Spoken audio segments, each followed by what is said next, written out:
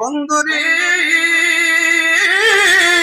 ও যুবকেরা রে, দোয়া কইরা দিলেন। এইদিকে প্রতিদিন দুষ্ট দুপাটা ওই দুষ্ট লোকটা যেরকম ভাবে বাড়ি থেকে বের হইতো বিভিন্ন রকমের তাল বাহানা কইরা, আজকে তো এরকম তাল বাহানা করতেছে না। কিরে কিরে আয়েশা বলতেছে, আমার স্ত্রী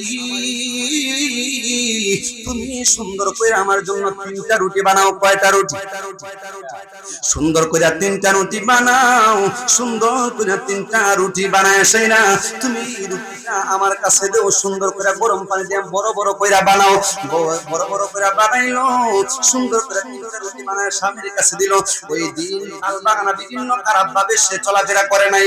ওই দিন কি নসিব হেদায়েত আমার আল্লাহ পাক যদি হেদায়েত দান করেন, দুনিয়ার মান কোনো মানুষ তাকে ভ্রান্ত পথে নিতে পারবে না। কথা কোন ঠিক না বেটি?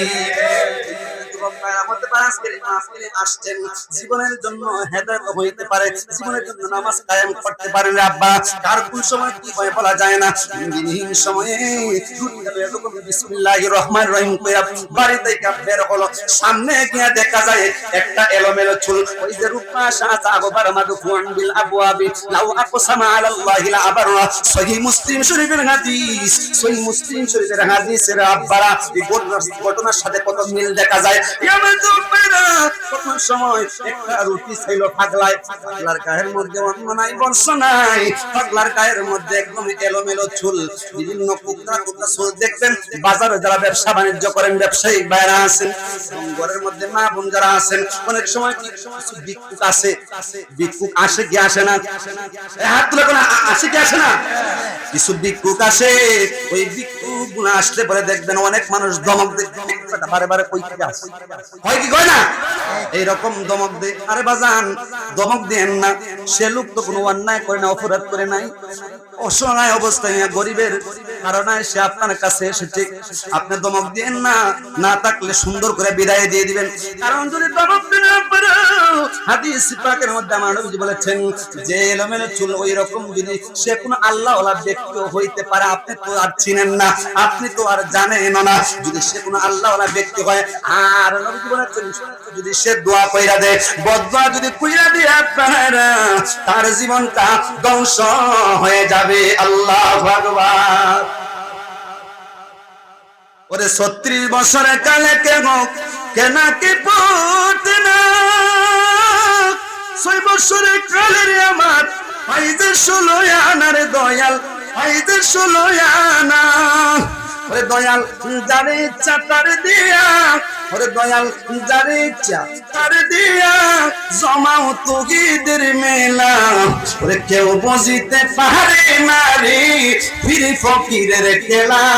ওরে ওলি আল্লাহর ওরে কেউ বুঝিতে আরে কেলা, ওরে কামেল পীরের কেলা। ওরে জোর করিয়া পাইতে গেলে তার গতে মরণ জ্বালা। ওরে জোর করিয়া পাইতে গেলে তার গতে মরণ জ্বালা। ওরে কেউ বুঝিতে পারে না রে কামেল পীরের কেলা। ওরে পীর ফকিরের কেলা। চিত্তামে কন্যা মারহাবা। শর্ট করে নিচ্ছি বন্ধুরে আমার। দিন সময়ে যখন লোকটা রুটি চাইলো, রুটি চাবার পরে কি করলো, ওই দিন তার মনটা অন্যরকম, হেদায়েত কেমন জানি হইয়া গেছে। তখন সময় বিসমিল্লাহ কইরা রুটি যখন চাইলো, আমি কয়েকদিন উপবাস ভিক্ষুকটা, তখন সময় বিসমিল্লাহির রহমানির রহিম করে যখন দান কইরা দিল আব্বানা, লোকটা রুটিটা খায়া আমার আল্লাহর দরবারে হাত তুইলা দোয়া করি,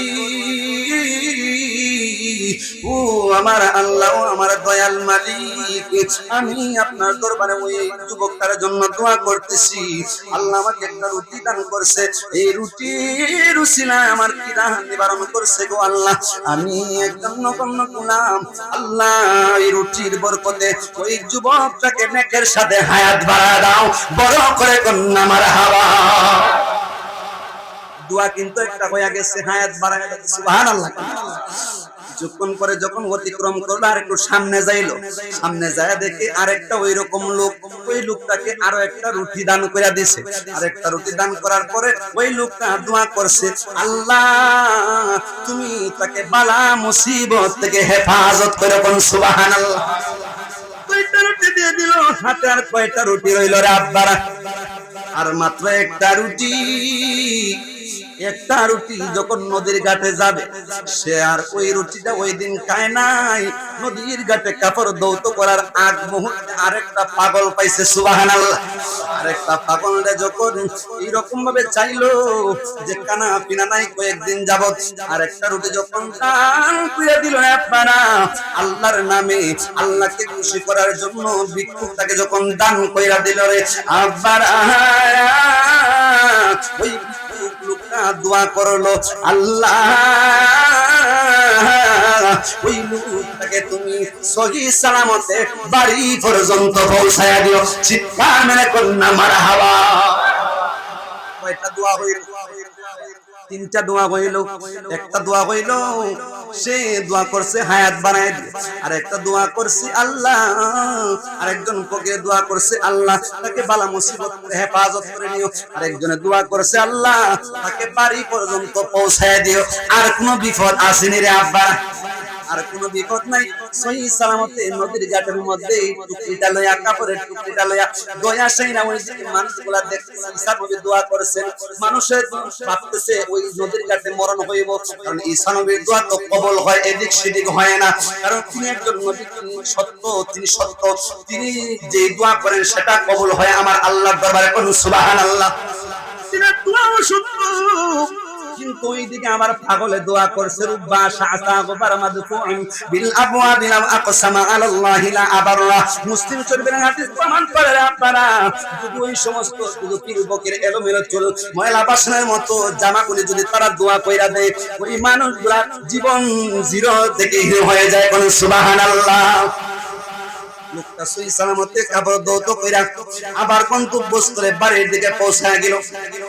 কিরে লোকগুলি দাঁড়ায় বলতেছে, আরে কিরে লোক, ওই দুষ্ট দুবাটা তো বাড়ির মধ্যে ছই লাগেছে, কারণ কি বুঝলাম না। দোয়া করছেন নবী, কাম তো হইল না, গিয়া বিচার দায়ের করছেন, কি আপনি দোয়া করছেন, কোনো কাম তো হইল না।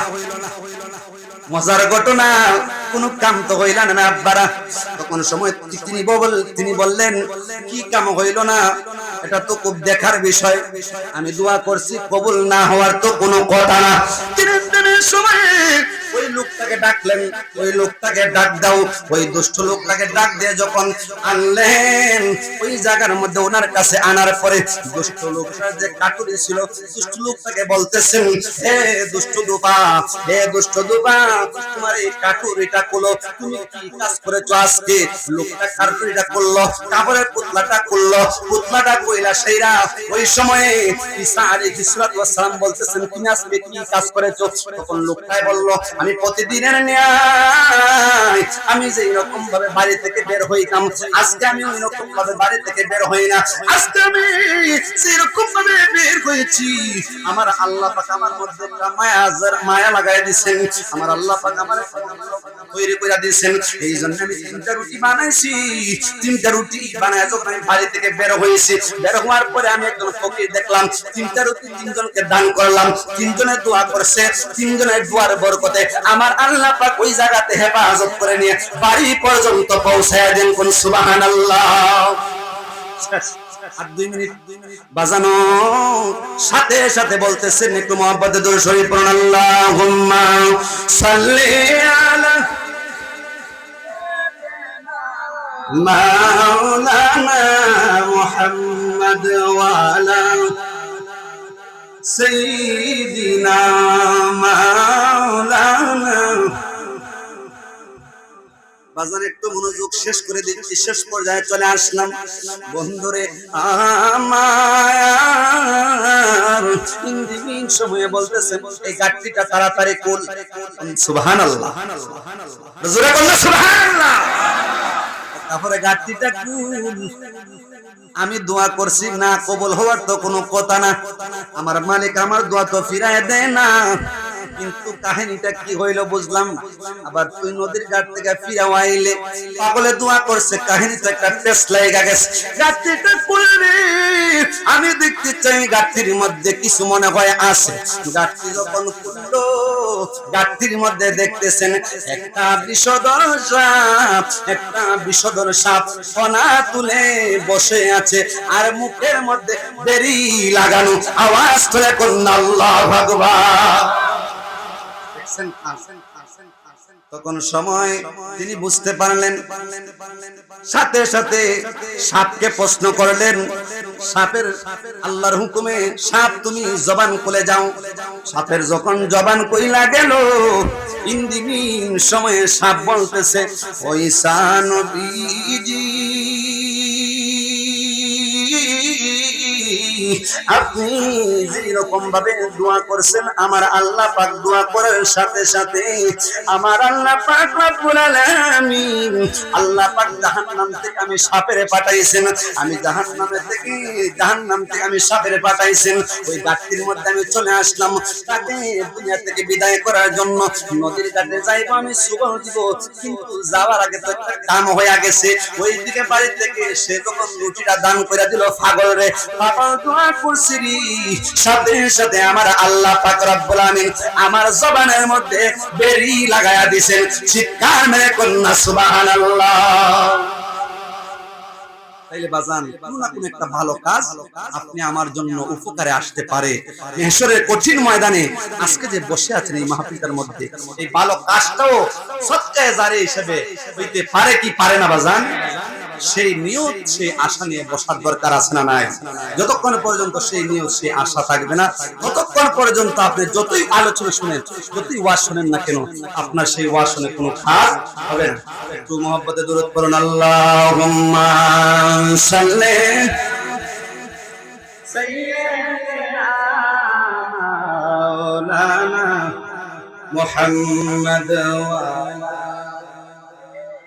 سيدنا مولانا محمد رسول اللهم صل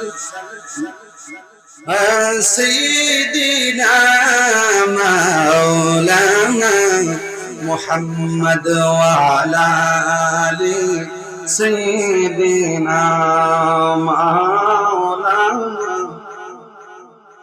বরফির আব্দুল কাদের জিলানের জিলানি, তোমার নামের গুণে আগুন হয়ে যায় পানি, হয়ে যায় পানি। প্রথম মাসেতে স্বপ্ন এলেন বিবি মা হাওয়া, শুনো শুনো মা গো উম্মুল কায়ের ফাতেমা, তোমার গর্ভে পয়দা হবেন, তোমার গর্ভে পয়দা হবেন গাউসুল আজম নাম শুনি, তোমারই নামের